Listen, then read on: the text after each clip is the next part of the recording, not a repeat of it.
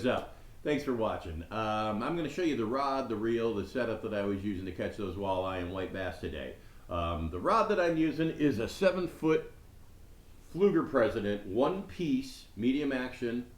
This rod has a rating of 6 to 12 pound, and it is about a $99 rod you can pick up as a combo with the reel.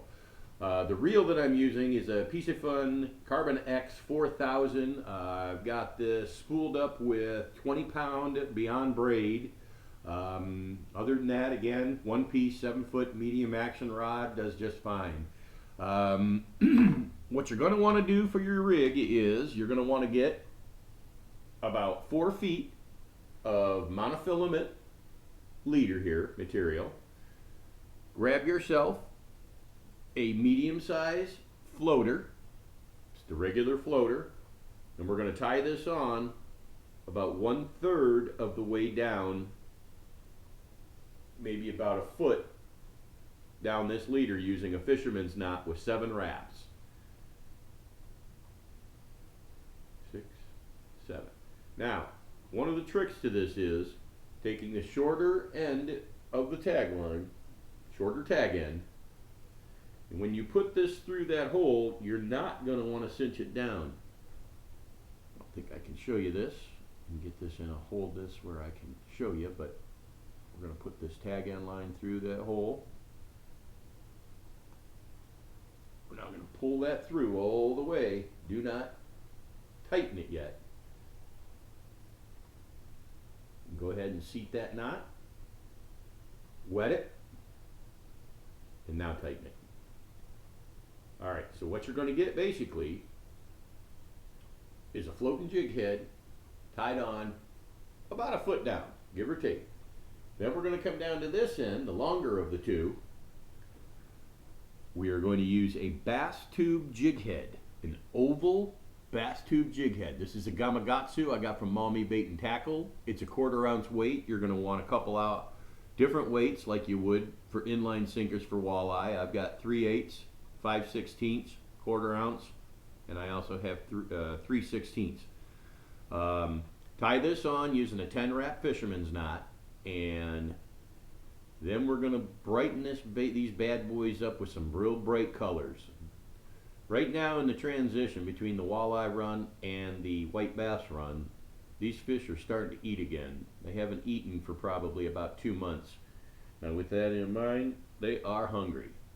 You're going to get a lot of jacks in there that are still looking to spawn, and bottom line, they will bite and they will swallow these. So again, one of the tricks is real bright colors. I like the hot pinks, the chartreuse yellow greens, the bright whites, and noticing I'm holding up these long twister tails, these 3-inch twister tails. These things go through the water, make all kinds of noise, and it really gets their attention.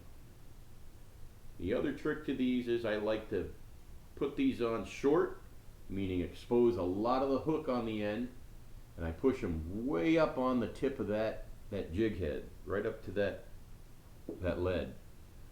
Then I'll take an alternate color, like a pink or white, and I'll tie that on this floater, and again I'll do it short, exposing a lot of the hook, so that way if they do bite short, they're going to get hooked.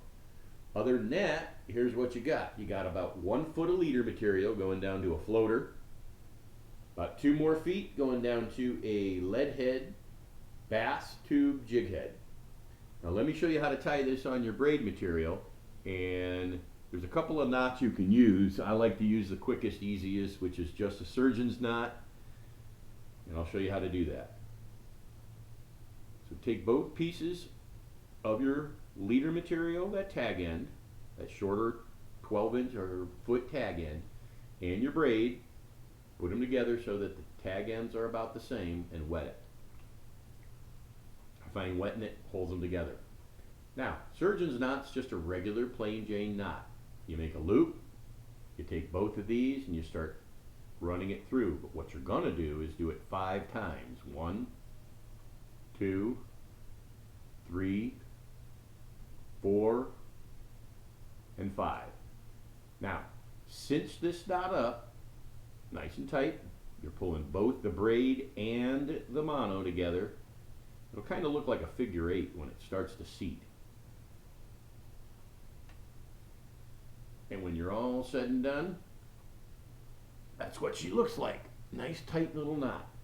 And now what you're going to want to do is cut those tag ends off real close to that knot, so that way this knot will go through that guide tip of your rod. Should you reel in a little too extra, a little too much, that'll have no problem going through those guides. Won't bind up, won't hang up, and when you cast, it'll also come right out.